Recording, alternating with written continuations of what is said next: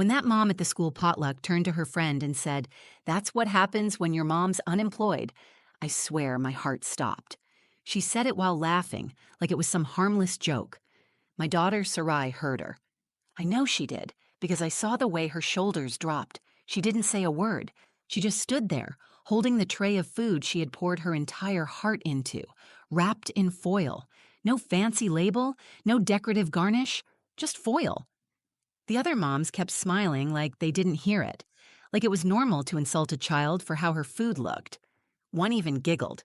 I stood there trying to steady my breath, pretending I hadn't heard it either because if I reacted, I'd make it worse.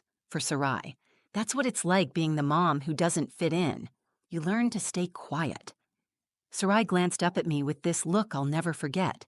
Not angry, not even sad, just still. And in that stillness, I saw something shifting. She didn't cry, she didn't walk away. She just turned and quietly placed her tray on the table, like it meant something. And it did. That tray held jerk chicken she had seasoned herself, coconut rice with toasted flakes she had hand-pressed, and a mango glaze she'd tested 3 times the night before to get right. She's 12. And while other kids were bringing cupcakes from Costco or dishes their parents ordered from caterers, Sarai had been in our tiny kitchen all afternoon, cooking with care, using my grandmother's recipes, the ones she used to feed us when we didn't have much, but always made it feel like we had everything. That foil, to them, looked cheap. To us, it was a seal, a wrapping that said, "This is made with soul." They didn't know that. All they saw was the outside. Then the doors opened. A man in a black chef's coat walked in. I didn't recognize him at first, but I saw people turn. Phones started coming out. I heard someone whisper, "That's Remy Vargas, the chef from the show, the one with the Michelin star." Suddenly, the air changed. People were fidgeting, smiling, fixing their food displays. Brenda, the mom who made the comment, was practically vibrating next to her tiramisu, brushing off invisible crumbs. Everyone was hoping he'd stop at their dish, but he didn't. He walked right past the sushi platter, right past the rainbow cupcakes and the imported cheese spread. He stopped in front of the foil, and then he smiled. "Who made this?" he asked. And the whole room fell silent. 3 weeks before the potluck, I was laid off. They called it a department restructure, but I knew what it meant. I was the last one hired and the first one out. No warning, no severance, just a box, a handshake, and a goodbye. I remember walking out to my car in the parking lot with that box in my arms, staring at the sky like it might explain something. It didn't. Bills didn't stop coming just because I was stunned. I didn't tell Sarai right away. She's 12, but she carries weight like someone twice her age. She's always been that way. Quiet, observant, tuned in to everything, even when no one thinks she's paying attention. I wanted to shield her from the panic sitting in my chest like a stone. I started driving Uber in the evenings, doing grocery delivery during the day, applying for jobs at night. It felt like drowning in motion. One afternoon, I found her in the kitchen with my grandmother's old recipe book open. Pages were stained and soft from years of use. Sarai was studying the jerk chicken recipe, making notes on a sticky pad. I leaned against the doorframe and asked what she was doing. She looked up and said, "The school's having a diversity potluck. Everyone's supposed to bring food that represents their culture." Her face was calm, but I saw something underneath. Excitement, maybe. Hope. I didn't want to crush it. I said, "That's a beautiful idea. What were you thinking of making?" She tapped the book. "This. Like when Nana used to wrap it in foil and say, 'You gotta trap the flavor or it runs off.' Remember that?" I nodded, but my throat tightened. My grandmother had passed away 2 years earlier. Sarai had only been 10, but she remembered everything Nana did in the kitchen. How she used whole cloves in her rice. How she never measured anything but made it taste the same every time. How she used foil because it kept the heat even and said, "This isn't just food, it's history." Sarai said, "We don't have to spend money, Mom. I can use what we already have." I told her no, not because I didn't believe in her, but because I didn't want her to feel different. I knew how those potlucks went. Pinterest dishes in glass trays, fancy little signs with fonts and flags, moms trying to outdo each other like it was a competition. I didn't want Sarai's heart ending up on a table only to be ignored. She didn't argue. She just said, "Let me try, please. I'll cook it myself." The next few days, she planned every detail. She asked me to pick up a few things with a grocery voucher I'd gotten: Scotch bonnet peppers, thyme, fresh ginger. She cleaned the kitchen without being asked. She washed her hands like a surgeon. She measured spices like they were gold dust. I watched from the side. Part of me wanted to take over, to fix or guide or correct, but I didn't. She was focused in a way I hadn't seen before. She wasn't doing this for attention or approval. She was doing it because it meant something to her. The night before the potluck, she cooked in silence, humming once in a while. She marinated the chicken, roasted the rice with coconut, and stood on her tiptoes to glaze the top with mango puree. She used foil, just like Nana, and wrapped each piece like a treasure. When she was done, she packed it all up, placed it in a reusable bag, and sat down next to me on the couch. She leaned her head on my shoulder and said, "I hope someone eats it." I wanted to promise they would. I wanted to say they'd love it, that she'd be the star, that her food would change minds. But I knew the world didn't always work that way, so I told her the truth. "I'm proud of you, no matter what happens tomorrow." She didn't say anything, just nodded against my shoulder. That was enough. The next morning, we got dressed, packed the food, and headed to the school gym. The place was already crowded when we arrived. Parents with big trays and wide smiles, children in colorful outfits, tables lined the walls with dishes and signs and flags and themes. It was loud and bright and buzzing. We found a small space at the end of the table and set down her foil tray. She smoothed the foil once, then stepped back and folded her hands in front of her. She stood straight, not tall, but strong. And that's when I saw Brenda Malloy across the room, setting down a glass trifle dish and laughing a little too loud. The same Brenda who once sent out an email correcting other moms' grammar, the one who called the potluck a cultural showcase in her newsletter. I could already feel the shift in the room. I took Sarai's hand. "You ready?" She looked up at me, nodded, and said, "Let's feed them." We walked into the gym with our heads high, but everything about the room told me we didn't belong there. The walls were lined with long tables covered in plastic tablecloths, and every single one looked like a magazine spread. Lasagna in glass pans with name cards, Korean bibimbap in color-coordinated bowls, even a sushi tower wrapped in LED lights. Some parents had brought in coolers with dry ice to keep desserts cold. Sarai carried her foil tray like it weighed nothing, but I knew better. It was heavy with hours of work and all the heart she had poured into it. She didn't flinch. She didn't shrink. She found a small space at the far end of the table, carefully set the tray down, and folded her hands in front of her like she was guarding something sacred. A few parents nearby gave polite glances. One mom offered a smile that didn't reach her eyes. Then I saw Brenda. She was across the table arranging slices of tiramisu with gold sprinkles.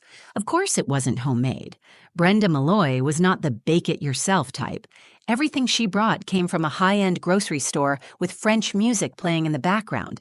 She looked up and spotted us. "Oh, you're here," she said too loudly, "and what did you bring?" Before I could answer, she peeked under the foil. Her eyebrows lifted. She turned to the woman beside her and said in that fake whisper voice everyone could hear, "That's what happens when your mom's unemployed." My chest tightened. I looked at Sarai. She froze for a second, then kept her eyes on the tray. She didn't say anything. Her lips pressed together and she stepped back a little, like she was shrinking. I wanted to walk out. I wanted to take that tray and toss it in Brenda's face, but I couldn't do that to Sarai. Not here, not in front of all these people. I leaned down and whispered, "Do you want to go?" She shook her head once. "No," she said, "I want to stay." So we stayed. More people arrived. The buffet line formed, plates in hand, kids and parents moved through the tables, picking and choosing. They walked right past Sarai's tray. Not one person lifted the foil, not one question, nothing. A boy reached for a cupcake beside us, glanced at the foil-wrapped chicken, and kept moving. A dad in a button-down shirt leaned over the sushi like he was studying art, then turned away from Sarai's food like it wasn't even there. Brenda's tiramisu? Gone in 20 minutes. Her son walked around offering bites like a waiter at a wedding. People praised it like it was handcrafted in Milan. I stood behind Sarai and watched her eyes track every rejection. Each time someone passed her tray without stopping, I saw her shoulders fall just a little more. She didn't cry. She didn't complain. But I could see the heartbreak building. Her arms folded, her eyes stayed down. She started to fidget with the corner of the tablecloth. I leaned down again. "You did a beautiful job, baby. They just don't see it." She nodded but didn't speak. Then Brenda walked by again, this time holding a plate stacked with food she hadn't made. She glanced at Sarai's tray and said, "Maybe next year, just stick to dessert. That's easier." I turned to face her, and she smiled like she'd just offered a helpful suggestion. Sarai didn't look up, but I saw her hands clench. She was breathing slowly, in through the nose, out through the mouth. That's how she calms herself when she's trying not to break. I wanted to defend her. I wanted to scream, to tell Brenda exactly who Sarai was, what she had made, and what it meant. But I remembered the look Sarai gave me in the kitchen the night before. Calm, steady, determined. This wasn't my battle. The noise in the gym grew louder. Music started playing from the speakers. Kids danced near the stage. Parents circled the tables, chatting and taking pictures. And Sarai's tray of foil sat untouched, like it didn't belong. And then someone walked in. He wasn't from the school. He didn't look like anyone else in the room. He wore a black chef's coat and carried himself like someone who didn't need to explain why he was there. People turned. Someone whispered his name. Phones came out. Remy Vargas, celebrity chef, Michelin star, host of a food show everyone in that room watched, and he was heading toward the tables. When Chef Remy Vargas walked in, the entire room shifted. I'd only seen him on TV, leaning over simmering pots, tasting food with his eyes closed, like it was sacred. In person, he looked even more serious. Tall, lean, sharp-eyed, no entourage, just presence. People froze mid-conversation. Someone gasped and dropped their phone. Brenda straightened her back like she was in church. One dad elbowed his son and whispered, "That's the chef from Plated Truths."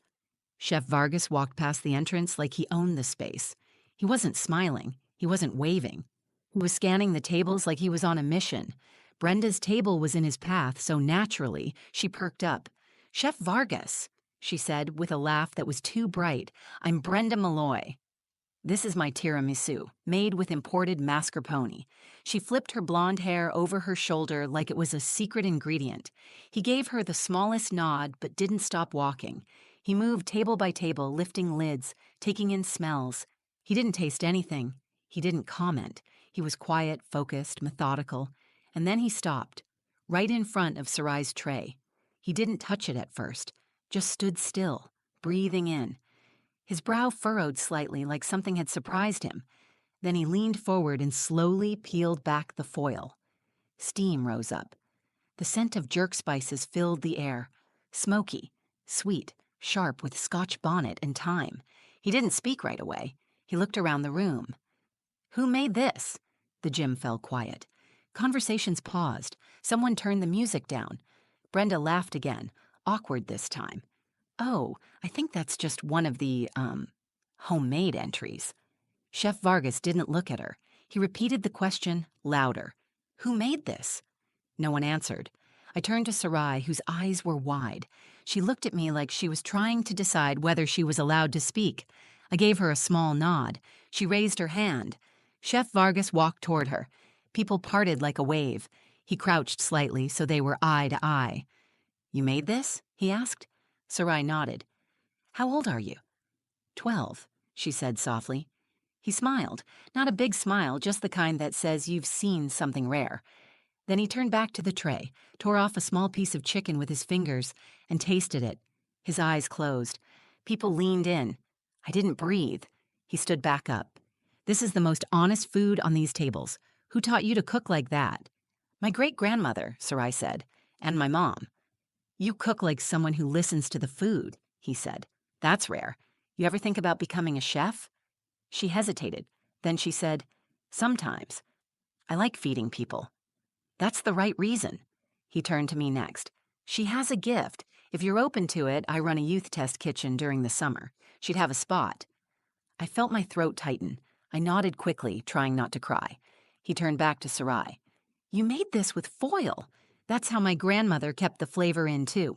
Never forget where you learned to cook." Then he stood up and clapped once. Just once. And people followed. A wave of applause filled the gym. Not polite clapping. Real applause. Some people looked embarrassed. Others looked amazed. Sarai didn't move. She was frozen in the middle of it all, blinking like it hadn't hit her yet. Brenda's face was blank. For once, she had nothing to say. Chef Vargas took one more piece of chicken, gave Sarai a nod, and walked out the way he came in. Quiet, confident, done. As soon as the door closed behind him, people swarmed the table. Sarai's tray, which had sat untouched all evening, was suddenly surrounded. Spoons scraped, compliments flew. A girl asked if she could take some home. A teacher came over and said she'd never tasted anything so bold from a student. I crouched beside Sarai. "Are you okay?" She looked at me, eyes shining. They finally saw it. Yes, they did. And I realized then this wasn't just about food. This was about the voice behind it, the hands that made it, the girl who stood in a room full of judgment and didn't flinch. After Chef Vargas walked out, the gym was different. The noise didn't return the same way. People were quieter now, more deliberate. For the first time all evening, the foil tray wasn't being ignored. It was surrounded. Someone had brought over a new set of tongs. Another parent offered their serving spoon. Kids were asking questions. Adults were going back for seconds. A few people took out their phones and started taking pictures, not of themselves, but of the food. Sarai stood still through all of it. She wasn't smiling, not yet. She just watched them eat, watched the ones who had walked past without a glance now pile her food onto their plates. Some of the same kids who had earlier skipped her table were now hovering near it, whispering about how good it smelled. One woman came up to her and said, "I had no idea that was yours. This is incredible. You're really talented." Sarai thanked her politely, then turned back to the tray. Her voice was calm, her posture solid. She didn't gloat. She didn't brag. She didn't even look at Brenda. She didn't need to. Brenda, meanwhile, stood by her empty tiramisu dish, no longer the center of attention. Her friends had drifted off. Her face was stiff, still holding the posture of a smile, but nothing was behind it. She finally turned toward us, maybe to say something, maybe to try to smooth things over, but Sarai had already moved on. A student walked over with a clipboard. "Sarai, the principal wants to speak with you. Do you mind coming to the front?" She hesitated for a second, then followed him. I stayed close but gave her space. She walked past rows of tables, past kids still dancing near the stage, past parents who were now whispering about her instead of over her. When she reached the front, the principal leaned down and shook her hand. "I just wanted to say congratulations," he said. "You represented your culture with heart. This is what the potluck is supposed to be about." She nodded quietly. "Thank you." Then he turned to the crowd and raised his voice. "Before we end the evening, I'd like to recognize a student whose dish made a deep impression, not only on one of the world's most respected chefs, but on all of us here tonight. Sarai Dorsey, thank you for sharing your story and your food." The applause came again, stronger this time, real clapping from parents, kids, staff. Brenda clapped too, slow and mechanical. Sarai didn't bow or wave, she just smiled. It was the kind of smile that says, "I knew I belonged here. You just didn't see it yet." Afterward, people came up to us in waves. A father asked if she offered cooking lessons. A teacher asked if she'd consider writing a recipe for the school blog. Another mom said, "I'm sorry I didn't try your food earlier." I judged too fast. Sarai simply said, "That's okay. I cook for the people who are hungry." I nearly broke down right there. As the gym emptied, we packed up what little was left of her dish. The tray that had sat untouched for so long was nearly clean. Just a few grains of rice, a bone or two. Sarai folded the foil gently, like it was still important. She placed it back in the reusable bag and zipped it shut. Outside, the night was cool. The parking lot buzzed with parents loading cars and kids running in sneakers. Sarai walked beside me, quiet again. I looked over at her and said, "You okay?" She nodded. "Better than okay." Then, after a pause, she added, "When he asked who made it, I was scared to raise my hand. No, but I'm glad I did. So am I." We got in the car, and before I even started the engine, she turned to me. "Can we try Grandma's oxtail stew next? I want to make it right." That's when I realized this wasn't the end of something. It was the beginning of Sarai choosing to be seen, to be heard, not by being loud, but by being true to who she was. And after what happened in that gym, no one would ever underestimate her again. The next morning, Sarai woke up before I did. I walked into the kitchen and found her scribbling something in her notebook, the one she keeps for recipes. She looked up and smiled like she had just solved a puzzle. I poured myself coffee and sat across from her. She turned the notebook toward me. At the top of the page, she had written, "Legacy Meals. First entry, jerk chicken, by Nana." Underneath, she listed each ingredient with care. She even added a note about how long to let the chicken rest before cooking. Something I never taught her. That came from observation, from instinct, from love. I said, "That's beautiful." She said, "I want to make all her dishes. I want to write them down so no one forgets." That's when I knew the potluck wasn't just a win or a lucky moment. It was a turning point in how Sarai saw herself. Before that night, she loved to cook, but it was private. It was a quiet thing, just between us and memory. Now she wanted to share it with the world. The school kept talking about it for days. A photo of Chef Vargas standing next to her dish ended up in the district newsletter. Teachers stopped her in the hallway to ask how she made the mango glaze. One even asked if she could speak to the third graders about Caribbean food for their social studies unit. But none of that changed her. She stayed the same, still quiet, still steady, still choosing her words like ingredients. Only what's needed, nothing extra. Brenda never apologized. Not directly, but she kept her distance after that. At the next PTA meeting, she introduced a motion to give more recognition to student contributions during school events. No one missed the irony. Sarai never mentioned her again. I started to notice how people looked at Sarai differently after that night. Not because she had been validated by a famous chef, but because she had proven what grace under fire looks like. She didn't fight back with words or anger. She let her work speak for itself. And it did. One evening, about a week later, Sarai and I were in the kitchen prepping oxtail stew. She was trimming the meat, focused and confident. I asked her, "What did that night feel like for you?" She paused for a second, then said, "At first, I thought they didn't care because it wasn't fancy. But then I realized they just didn't understand it yet." I said, "And now?" She looked me straight in the eye and said, "Now they do." We finished the stew, wrapped it in foil just like Nana used to, and brought it over to my neighbor, Mrs. Washington, who had just come home from surgery. Sarai knocked on her door and said, "We brought something warm." Mrs. Washington smiled, took a deep breath of the scent, and said, "I haven't smelled this since I was a girl." Later that night, as I tucked Sarai into bed, I sat at the edge of her mattress for a minute. She looked peaceful, content, like she had found her place, not just in school or at the potluck, but in her own story. "I'm proud of you," I said. She mumbled, "For what?" "For being brave in a room that tried to make you small, for staying kind when others weren't, for carrying Nana's legacy without needing anyone's permission." She didn't open her eyes, but she smiled. "Thanks, Mom." As I closed her door, I thought about how often we underestimate children, how often we dismiss foil trays, quiet voices, homemade food without labels. We forget that the loudest message can come from the quietest hand. The truth is, Sarai didn't need the applause. She didn't need validation from a celebrity chef. But what she gained that night wasn't fame. It was faith, in herself, in her roots, in the power of showing up, even when no one's watching. Now, when I look at her, I don't just see my daughter. I see a young woman building something real, one meal at a time. And I know this was just the beginning. So the next time someone laughs at the kid who walks in with a tray wrapped in foil, I hope they remember this story. Because sometimes the foil holds more than food. Sometimes it holds a legacy. Thank you for listening to our story. If this reminded you of a moment where you or someone you love stood tall in the face of judgment, share it in the comments. I read every single one. Your voice matters here. If Sarai's story moved you, if it made you feel something, do me a favor. The video so more people can hear stories like this. Share it with someone who needs the reminder that quiet strength is still strength.